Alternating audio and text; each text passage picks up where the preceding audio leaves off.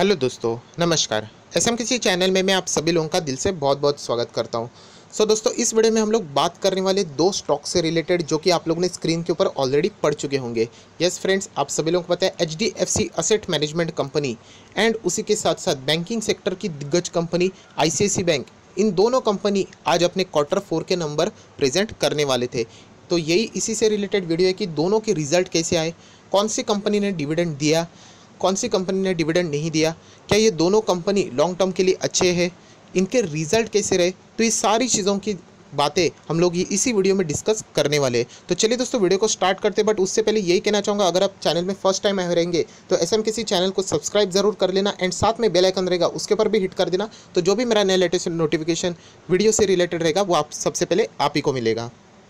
दोस्तों, आप देख सकते हैं हम लोग डायरेक्टली आ चुके हैं यहाँ पे एक रिजल्ट के ऊपर एंड ये रिजल्ट है HDFC asset management company AMC, आप सभी लोगों को पता है उनके रिजल्ट के ऊपर। बट रिजल्ट से पहले जिन भी कंपनी के मतलब शेयर होल्डर्स रहेंगे उनके लिए एक बहुत ही अच्छी बात है। आप लोग देख सकते हैं 28 रुपये का डिविडेंड। यस दोस्तों, 28 रुपये का डिविडेंड इनके बोर्ड ने यहाँ पे रिकमेंड कर दिया, जो कि फाइनल हम लोगों को एजीएम में शेयर होल्डर से अप्रूव होते हुए देखने को मिल सकता है। सो आप पकड़ के चल सकते हो 28 रुपये का डिविडेंड इनके शेयर होल्डर्स को मिल चुका है, एचडीएफसी एएमसी के शेयर होल्डर को। तो चलिए, ये तो थी सबसे पहले अच्छी न्यूज़। अभी हम लोग आ जाते कि कंपनी के रिजल्ट कैसे रहे एंड उसी के द्वारा हम लोग डिसाइड करेंगे कि कंपनी में रहना है भी या नहीं। सबसे पहले एचडीएफसी असेट मैनेजमेंट कंपनी के रिजल्ट आप देख सकते हैं। यह है इस वक्त के रिजल्ट, ये थे पिछले क्वार्टर के रिजल्ट एंड ये वापस हम लोगों को क्वार्टर 4 के रिजल्ट बट पिछले साल के रिजल्ट। सबसे पहले अगर हम लोग इनकम की बात करें तो बहुत ही सिंपल है, 449.62 का हम लोगों को इनकम यहाँ पे देखने को मिल रहा है, जो कि पिछले quarter on quarter and year on year basis दोनों से अगर आप कंपेयर करते हो तो हम लोग को यहाँ पे कम होते हुए देखने को मिल रहा है। हालांकि आप लोगों को बताना चाहता हूँ ये फिगर्स इन करोड़ है, तो इनको छोटे मोटे नंबर मत समझ लेना, बहुत ही ज़्यादा बड़े नंबर से ये आप लोगों ने नोट डाउन जरूर करना चाहिए। अगर हम लोग खर्चे की बात करें तो यस, कंपनी ने इस वक्त अपना खर्चा कम किया है। 125 करोड़ एंड 133 करोड़ तक का खर्चा हुआ करता था, जो कि अभी 120 करोड़ के आसपास का खर्चा कंपनी ने यहाँ पे किया हुआ है। कुल मिला के इसका इम्पैक्ट हम लोग यहाँ पे देख सकते हैं profit before tax. Profit tax देने से पहले कितना था, तो लगभग 330 करोड़ का प्रॉफिट है। बट अगर हम लोग कंपेयर करें ईयर ऑन ईयर या फिर क्वार्टर ऑन क्वार्टर या फिर ईयर ऑन ईयर बेसिस, दोनों बेसिस के ऊपर हम लोग कह सकते हैं कंपनी का इस वक्त का प्रॉफिट हम लोगों को नीचे जाते हुए देखने को मिल रहा है। एंड आप सभी लोगों को पता है कि यहाँ पे म्यूचुअल फंड तो अभी बहुत ही ज़्यादा प्रेशर में आ चुके हैं, जिस तरीके के हम लोगों ने चीज़ें यहाँ पे देख ली थी। ओवरऑल अगर हम लोग यहाँ पे बात करें, फाइनली सारे एडजस्टमेंट हो जाने के बाद एनपीएटी जो हम लोग देखते हैं लगभग 250 करोड़ का प्रॉफिट कंपनी ने कमाया, जो कि हम लोग कह सकते हैं quarter on quarter and year on year basis दोनों बेसिस के ऊपर हम लोगों को इस क्वार्टर में कम होते हुए देखने को मिला है। हालांकि एक्सपर्ट ने भी ये कहा था कि इतने सारे दिग्गज कंपनियां भी अपने एक्सपेक्टेड रिजल्ट फुलफिल नहीं कर रही है। सिचुएशन आप सभी लोगों को पता है कि क्या चल रही है सिचुएशन, तो उसके हिसाब से यहाँ पे इनका प्रॉफिट रहेगा वो तो हम लोगों को कम होते हुए देखने को मिल सकता है। ओवरऑल अगर हम लोग बात करें यहाँ पे बेसिक ईपीएस की, जिससे आप लोग अंदाज़ा लगा सकते हैं कि रिजल्ट कैसे रहे, तो आप लोग इजीली कंपेयर कर सकते हैं। 11.74 तक का अर्निंग पर शेयर रहा है, जो कि पिछले क्वार्टर से कम है, जो कि था लगभग 17 के आसपास एंड इससे पहले का था 13 के आसपास। दोनों को अगर आप कंपेयर करोगे तो 11.74 का अर्निंग पर शेयर, ये बात ओवरऑल जताता है कि कंपनी के जो रिजल्ट है हम लोग को quarter on quarter and year on year basis से कम देखने को मिले हैं। ये थे एचडीएफसी असेट मैनेजमेंट कंपनी के रिजल्ट, जो कि हम लोग कह सकते हैं कि दोनों बेसिस के ऊपर हम लोगों को नीचे जाते हुए देखने को मिले हैं। दोस्तों, अभी आप देख सकते हैं हम लोग आ चुके हैं एचडीएफसी एएमसी के ऊपर। इसका फिलहाल का प्राइस आप कह सकते हैं 2600 के आसपास यहाँ पे चल रहा है। अगर पिछले ट्रेडिंग की बात करें, दिन की बात करें, कल के दिन की, तो लगभग 0.81% तक को हम लोगों को ये स्टॉक नीचे जाते हुए देखने को मिल रहा है। अगर हम लोग बात करें इस वक्त की, तो यहाँ पे हम लोगों को प्रेशर देखने को मिल रहा है, क्योंकि सभी लोगों को पता है इनका जो बिजनेस ही है असेट मैनेजमेंट कंपनी, मतलब आप सभी लोग कह सकते हैं डायरेक्टली इनडायरेक्टली म्यूचुअल फंड से ही रिलेटेड है। बीच में ज़बरदस्त प्रेशर देखने को मिला था। हालांकि हम लोग को वापस ये जंप भी देखने को मिली थी, इससे रिलेटेड मैंने सेपरेटली वीडियो भी बनाया था कि ये जंप क्यों देखने को मिली, क्योंकि लगभग 50,000 करोड़ तक की आरबीआई की तरफ से लिक्विडिटी म्यूचुअल फंड को वाया बैंक यहाँ पे प्रोवाइड की गई थी। म्यूचुअल फंड में होने वाली दिक्कतें एंड आने वाली प्रेशर, उसके वजह से ये कंपनी हम लोग को यहाँ पे प्रॉब्लम में आते हुए देखने को मिल रही है। एंड सारे का अगर मेन रीज़न देखें तो एक ही रीज़न है, कोरोना वायरस से रिलेटेड। आप सभी लोगों को पता है मार्केट जिस तरीके से गिरा है उसके वजह से म्यूचुअल फंड भी अच्छे खासे रिटर्न यहाँ पे नहीं दे पा रहे, तो इसके वजह से सारे के सारे कंपनियाँ यहाँ पे जिस तरीके के रिजल्ट पेश कर रही है वो हम लोग को नीचे ही देखने को मिल रहे हैं। कल के दिन की बात करें तो आप देख सकते हैं 8 मई को यहाँ पे कंपनी में लगभग 30% के आसपास डिलीवरीज हम लोग को उठाती हुई देखने को मिली है। सो दोस्तों ओवरऑल अगर कंक्लूजन की बात करें रिजल्ट के ऊपर ही, सो एचडीएफसी एएमसी के रिजल्ट इतने कुछ इंप्रेसिव नहीं लगे हम लोग को, नीचे जाते हुए देखने को मिले। बट रीज़न भी आप लोगों को पता है कि सिचुएशन ऐसी चल रही है, तो रीज़न भी मतलब रिजल्ट भी ऐसे ही आने वाले थे। सो उसी के साथ साथ अगर हम लोग अच्छी बात कोई बताए तो यस, आप लोगों को पता है कि लगभग डिविडेंड यहाँ पे कंपनी ने रिकमेंड कर दिया है, जो कि है 28 रुपीज़ का। सो ओवरऑल रिजल्ट के कंक्लूजन की बात करें तो यही कहना चाहूँगा कि लॉन्ग टर्म के निवेशक अगर आप रहोगे तो मैं यही कहूँगा कि आप लोगों ने इस कंपनी को अभी भी होल्ड ही रखना चाहिए। कंपनी फंडामेंटली बिल्कुल भी खराब नहीं है। एएमसी से रिलेटेड आप सभी लोगों को पता है, अगर मैं बात करूँ तो दो ही कंपनियाँ मुझे देखने को मिलती है, एक है नाम इंडिया एंड दूसरी है एचडीएफसी एएमसी। सो ऑलरेडी अगर आपके पास ये स्टॉक है तो मैं तो एटलीस्ट मेरे पोर्टफोलियो में तो मैं तो इसको होल्ड ही रखने वाला हूँ। यस, ये स्टॉक में गिरावट आ सकती है तो ज़रूर आ सकती है, क्योंकि रिजल्ट जिस तरीके के देखने को मिले हैं एंड बाजार में अगर ज़ोरदार गिरावट आ जाती है तो ज़रूर हम लोगों को इस स्टॉक में अच्छा खासा मुनाफा वसूली भी हाई लेवल से देखने को मिल सकता है। सो कौन से लेवल पे अगर हम लोगों को फ्रेश बाइंग करनी है तो कौन से लेवल पे करनी चाहिए, तो यही कहना चाहूँगा फिलहाल की जो फ्रैंकलिन की सिचुएशन सामने आई थी तो उसके बाद ये स्टॉक लगभग हम लोग को 2000 के आसपास जाते हुए देखने को मिला। हालांकि कंपनी में वो लेवल तोड़ा नहीं एंड हम लोग को सडनली जंप देखने को मिली थी। सो 2000 का लेवल साइकोलॉजिकली भी बहुत ही स्ट्रॉन्ग है एंड एक्चुअल में भी टेक्निकली बहुत ही स्ट्रॉन्ग सपोर्ट जोन है। सो हम लोग ये कह सकते हैं 2100 का लेवल एंड उसी के बाद अगर आप 2000 का लेवल ऐसे ट्रांचेस में बाद में 100 के गैप से अगर आप इन्वेस्ट करना चाहते हो तो आप इस कंपनी में ज़रूर निवेश कर सकते हो। कंपनी खराब नहीं है, सिचुएशन के हिसाब से रिजल्ट हम लोग को देखने को मिले हैं एंड कंपनी ने डिविडेंड भी डिक्लेयर कर दिया है। सो दोस्तों अभी हम लोग यहाँ पे आने वाले दिग्गज बैंक के Q4 के रिजल्ट के ऊपर, जिसका नाम है आईसीआईसी बैंक। यस दोस्तों, आईसीआईसी बैंक में हम लोग बात कर सकते हैं यहाँ पे दो इंपॉर्टेंट चीज़ें, एक है फंड रेजिंग से रिलेटेड बात देखनी है एंड एक इनके Q4 के रिजल्ट कैसे आए वो भी यहाँ पे एनालिसिस करना है। सो फंड रेजिंग की बात करें तो फ्रेंड्स आप लोग यहाँ पे देख सकते हैं लगभग 250 बिलियन तक का हम लोगों को यहाँ पे फंड रेज होते हुए देखने को मिल सकता है by way of private placement. And अगर हम लोग ये फंड रेजिंग की बात करें तो ये इश्यूएंस ऑफ डेब्ट सिक्योरिटीज़ के द्वारा हो सकते हैं, नॉन कन्वर्टेबल डिबेंचर्स के थ्रू। तो ये सारी चीज़ें बहुत ही इंपॉर्टेंट है जो कि हम लोगों को यहाँ पे आईसीआईसी बैंक बहुत ज़बरदस्त पैसा जुटाते हुए देखने को मिल सकती है। सो फ्रेंड्स अभी देख सकते हो हम लोग आ चुके आईसीआईसी बैंक के Q4 के रिजल्ट के ऊपर एंड सबसे पहले बताना चाहूँगा जो ये फिगर्स आप लोगों को देखने को मिल रहे हैं ये करोड़ में है, तो आप लोग समझ सकते हो। यहाँ पे हम लोग डायरेक्टली बात करेंगे टोटल इनकम। सो 23,443 का फिलहाल का टोटल इनकम देखने को मिल रहा है, जो कि हम लोग अगर बात करें ईयर ऑन ईयर बेसिस के ऊपर बहुत ही शानदार जंप हम लोगों को यहाँ पे देखने को मिल रही है। क्वार्टर ऑन क्वार्टर भी हम लोग कह सकते हैं फ्लैट्स का हम लोगों को थोड़ा सा नीचे जाते हुए देखने को मिल रहा है, बट ये इतना इंपॉर्टेंट नहीं जितना हम लोग को ये ईयर ऑन ईयर बेसिस बढ़ते हुए देखने को मिल रहा है। अगर इनकम की बात करें तो इंटरेस्ट इनकम ये भी बहुत ही कोर होता है इनकम बैंक्स के हिसाब से एंड उसी के अगर हम लोग बात करें तो हम लोग कह सकते हैं quarter on quarter basis and year on year basis company के दोनों के बेसिस के ऊपर अगर हम लोग कंपेयर करें तो यहाँ पे इंटरेस्ट इनकम जो इंटरेस्ट अर्न है ये यहाँ पे हम लोगों को अच्छा खासा देखने को ज़रूर मिल रहा है। तो सबसे पहली बात मैं तो ये ज़रूर कहूँगा कि इनकम के हिसाब से आईसीआईसी बैंक ने अभी तक अच्छे रिकॉर्ड यहाँ पे ज़रूर दर्ज किए हैं। बट कहानी यहीं पे ख़त्म नहीं थी, आप सभी लोगों को पता है खर्चा भी उतना ही इंपॉर्टेंट फैक्टर होता है।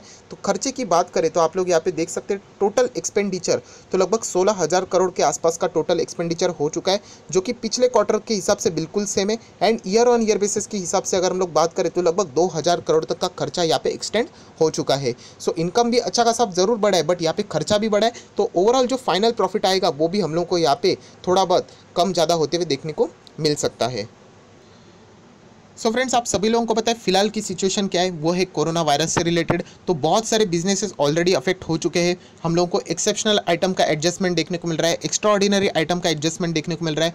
एचडीएफसी बैंक की बात करूँ तो वहाँ पे कंटिजेंसी प्रोविजन था। सो ऑब्वियसली आईसीआईसी बैंक भी इतनी बड़ी बैंक है तो उनका भी जो बिजनेस है वो इसके वजह से अफेक्ट हुआ होगा। तो आप लोग यहाँ पे देख सकते हैं सबसे पहले कंपनी ने यहाँ पे ऑपरेटिंग प्रॉफिट दर्ज किया है, जो कि उन्होंने क्लियर कट कहा है कि अगर आप प्रोविजनिंग को कट करके देखना चाहते हो तो आप ये वाला प्रॉफिट ज़रूर कंसिडर कर सकते हो, जो कि है लगभग 7,390 करोड़ का। अगर मैं इसको year on year basis compare करूँ तो बहुत ही शानदार प्रॉफिट हम लोग को यहाँ पे देखने को मिल रहा है and quarter on quarter basis भी ठीक ठाक ही हम लोगों को यहाँ पे परफॉर्मेंस होते हुए देखने को मिल रहा है। बट ये कौन सा प्रॉफिट है, अगर हम लोग कोरोना वायरस का इम्पैक्ट नहीं पकड़ते हैं तो। सो कोरोना वायरस का इम्पैक्ट पकड़ेंगे तो आप सभी लोगों को पता है कि कंपनी के प्रोविजनिंग तो बढ़ने ही वाली है।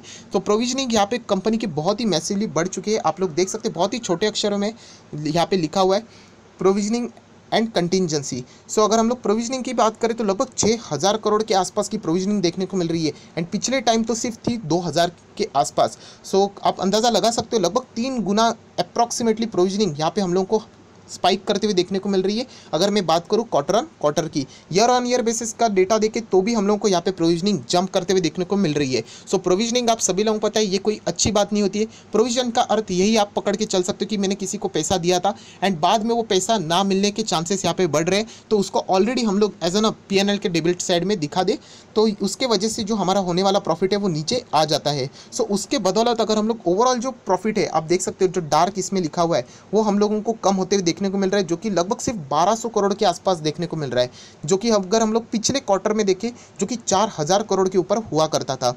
अगर ईयर ऑन ईयर बेसिस देखे तो 970 करोड़ का हुआ करता था, जो कि अभी 1200 करोड़ हो चुका है। सो ओवरऑल रिजल्ट कैसे रहे दोस्तों, तो इसके ऊपर तो मैं ज़रूर आऊँगा, बट आप लोगों ने ये बात ज़रूर कंसिडर करनी चाहिए, जो प्रोविजनिंग थी वहाँ पे कोरोना वायरस से रिलेटेड कोविड-19 प्रोविजनिंग भी बहुत ही ज़्यादा की जा चुकी है। एंड यहाँ पे अगर हम लोग एक्सपर्ट एनालिसिस की बात करें, एक्सपर्ट मतलब बहुत सारे एनालिसिस अलग अलग अपने ओपिनियन पोल रखते हैं, बट एवरेज अगर हम लोग बात करें तो लगभग यहाँ पे 3,100 मतलब 3,100 करोड़ तक का अनुमान किया गया था। एंड अगर हम लोग प्रोविजनिंग को वापस ऐड कर लेते इसी में तो हम लोग को लगभग 3,900 करोड़ तक का फिगर देखने को मिल रहा है। सो ओवरऑल अगर हम लोग बात करें लॉन्ग टर्म के हिसाब से रिजल्ट बहुत ही शानदार मुझे यहाँ पे नज़र आ रहे हैं। मैं वापस कह रहा हूँ लॉन्ग टर्म के हिसाब से, बहुत सारे लोग क्या करते हैं, कल शेयर गिर गया मंडे को आप बोल रहे थे रिजल्ट तो बहुत बढ़िया है, मैं वापस कह रहा हूँ लॉन्ग टर्म के हिसाब से यहाँ पे रिजल्ट जिस तरीके के यहाँ पे एडजस्टमेंट किए गए उसके बावजूद यहाँ पे रिजल्ट इस तरीके के सामने आ रहा है, हम लोग ज़रूर कह सकते हैं ICICI बैंक अभी भी लॉन्ग टर्म के हिसाब से अच्छा खासा परफॉर्मेंस दे सकता है। एंड इसको अगर मैं बात करूँ, इस बात को और अगर मुझे सपोर्ट देना है तो अगर आप यहाँ पे जो असेट क्वालिटी अगर आप इसको देखोगे तो बहुत ही शानदार असेट क्वालिटी, मतलब gross NPA non performing asset 5.53% है दोस्तों, 5.53, जो कि पिछले क्वार्टर से कम हुई है and year on year basis से भी कम हो चुकी है। सो सिमिलर वे अगर आप लोग नेट NPA भी देखते हैं सो 1.41% का है, जो कि दोनों quarter on quarter and year on year basis यहाँ पे कम हो चुका है। याद रखना जिस बैंक के NPAs कम हो जाते हैं वो बैंक आगे फ्यूचर में बहुत बड़ा बैंक बनता है। सो प्रॉफिट में होने वाली थोड़ी बहुत गिरावट चल जाती है, बट NPA में अगर कटौती हो रही है तो समझ लेना बैंक जिन लोगों को भी लोन दे रही है वो बहुत ही समझ के लोन दे रही है एंड मिलने वाला पैसा यहाँ पे बहुत ही अच्छा खासा मिल रहा है। सो लास्ट टाइम भी ICICI बैंक ने इसी तरीके के रिजल्ट पेश किए थे जहाँ पे बैंक के NPAs नीचे जा रहे थे एंड मैंने आप लोगों को तभी कहा था कि रिजल्ट बहुत ही अच्छा है, बैंक बहुत ही अच्छा खासा परफॉर्मेंस दे रही थी, बट हम लोग कह सकते हैं कि कोरोना वायरस ये चीज़ तो हमारे हाथ में नहीं है, तो हम लोग को सारे बैंक्स नीचे आते हुए देखने को मिले हैं। सो ओवरऑल रिजल्ट कैसे रहा मैं वापस आप लोगों को कोई आपको ऐसे लिख के बताता है, मैं वापस बताना चाहूँगा दोस्तों स्टार मार के कि रिजल्ट अभी भी बहुत ही शानदार है। बट येस आप लोगों ने ये बात सुन के ये नहीं करना है कि क्या इसमें हम लोग डायरेक्टली बाय करें, एग्रेसिवली बाय करें, ऐसा नहीं। फिलहाल की सिचुएशन को भी आप लोगों ने ज़रूर समझना है, क्योंकि क्वार्टर 1 के भी रिजल्ट में हम लोग को देखना पड़ेगा कि कितने बैंक के प्रोविजनिंग यहाँ पे आ जाते, कितने स्ट्रेस असेट यहाँ पे क्रिएट होते, उसके बाद हम लोग यहाँ पे डिसीजन ले सकेंगे। बट अगर जितना रिजल्ट अभी के हिसाब से मैं देख रहा हूँ एंड सिचुएशन अगर ऐसी नॉर्मल रही, अगर हम लोग पकड़ के चलते तो ज़रूर ICICI बैंक जितना भी उसका लॉस हुआ है जो 550 तक जाता था वो जल्द ही रिकवर कर सकता है। सो दोस्तों कुछ हाइलाइट्स भी आप लोग यहाँ पे देख सकते हैं। ICICI क्वार्टर 4 के जो प्रॉफिट थे यहाँ पे 26% जंप हम लोग को ईयर ऑन ईयर बेसिस देखने को तो मिल रहा है। ऑब्वियसली स्ट्रीट एस्टिमेट तो मिस ही होंगे एंड उसका रीज़न भी उन्होंने बताया, कोविड-19 से रिलेटेड इतने भारी भरकम प्रोविजनिंग करेंगे तो ऑब्वियसली एस्टिमेट तो बीट होने ही है, बट NPA यहाँ पे डीप हो चुके हैं, ये बहुत ही अच्छी बात है। उसी के साथ साथ आप लोग यहाँ पे देख सकते हैं, मैंने अभी वीडियो में भी कहा था कि प्रोविजनिंग यहाँ पे नियर बाय ट्रिपल हो चुके हैं एंड रीज़न भी वही है कोविड-19 का रीज़न। सबसे इम्पॉर्टेंट बात जो थी मैंने इसमें गौर की है कि ये यहाँ पे जो प्रोविजनिंग है दोस्तों उसमें जो $100 मिलियन तक का जो सिंगापुर का जो एक्सपोजर था उसको भी as an NPA already ICICI bank ने टैग कर दिया है। मतलब आप अंदाज़ा लगा सकते हो जो बहुत ही बड़ा लगभग 800 करोड़ के आसपास ICICI बैंक को यहाँ पे हम लोग कह सकते लॉस हो सकता है, क्योंकि आप सभी लोगों को पता है ऑयल के प्राइसेस जिस तरीके के गिरे थे एंड उस कंपनी का सिंगापुर को जो एक्सपोजर दिया था, जो कंपनी है वो ऑयल प्राइसेस से रिलेटेड ट्रेडिंग सारी चीज़ें करती है, तो यहाँ पे 800 करोड़ लगभग खतरे में आ चुके थे, तो उसको भी एज एन प्रोविजनिंग में ऑलरेडी ICICI बैंक ने क्या कर दिया, इंक्लूड कर दिया, उसको ऑलरेडी NPA यहाँ पे घोषित कर दिया है। सो इतने सारे डाउटफुल वाली चीज़ें ऑलरेडी रिकॉर्ड कर दी आईसीआईसीआई बैंक ने, एंड उसके बावजूद अगर इस तरीके का परफॉर्मेंस दिख रहा है तो मैं वापस आप लोगों को कहना चाहूँगा ये मेरी पर्सनल राय है, एंड मेरी राय हमेशा लॉन्ग टर्म के हिसाब से होती है। अगर आपको लग रहा है कि ये मैं 2 से 3 दिन की बात कर रहा हूँ, तो ऐसे कभी भी नहीं, मैं हमेशा लॉन्ग टर्म की बात करता हूँ। तो मैं वापस कहना चाहूँगा अभी के रिजल्ट के हिसाब से आईसीआईसीआई बैंक ने जिस तरीके के रिजल्ट पेश किए, बहुत ही शानदार रिजल्ट पेश किए, जिस तरीके के एचडीएफसी बैंक ने भी किए थे उसी तरीके से हम लोग कह सकते हैं आईसीआईसीआई बैंक ने भी रिजल्ट पेश किए हुए हैं। सो दोस्तों, अगर आपको आईसीआईसीआई बैंक में फ्रेश बाइंग करनी है तो मुझे ऐसा नहीं लगता कि ये बैंक इतनी ख़राब है, बट ऑब्वियसली अगर आपको सेफ जाना है तो एचडीएफसी बैंक यही आपकी सबसे पहली प्रेफरेंस होना चाहिए। सो आईसीआईसीआई बैंक को अगर आपको एंटर करना है 300 से लेकर 250 ये बीच का जो रेंज है, इसमें आप लोग चाहो तो क्वांटिटी उठा के रख सकते हो। वापस यहाँ पे स्टार मार के बताना चाहूँगा कि ये मैं बात करता हूँ लॉन्ग टर्म इन्वेस्टर की, मुझे ट्रेडर लोग पसंद नहीं है जो आ जाते हैं, क्योंकि ट्रेडिंग की कोई गारंटी नहीं होती है। आज ये स्टॉक भाग रहा है, कल नीचे जा रहा है, तो इसीलिए कह रहा हूँ लॉन्ग टर्म के हिसाब से ये सारी चीज़ें मैं आपके सामने यहाँ पे रख रहा हूँ। सो दोस्तों, वीडियो को क्लोज करने से पहले यही कहना चाहूँगा कि आईसीआईसीआई बैंक के जो प्रॉफिट है 1200 करोड़ जरूर आया है, एंड एक्सपेक्टेशन से भी बिलो आया है, कम है, स्ट्रीट एस्टिमेट को बीट नहीं कर पाए। बट लॉन्ग टर्म के हिसाब से जिस तरीके की चीज़ें मैं एनालिसिस किया हूँ, ज़रूर ये कंपनी अच्छा खासा परफॉर्मेंस फ्यूचर में दे पाएगी। So that's it, thank you very much दोस्तों, we will be meeting on our next video. तब तक के लिए बाय बाय।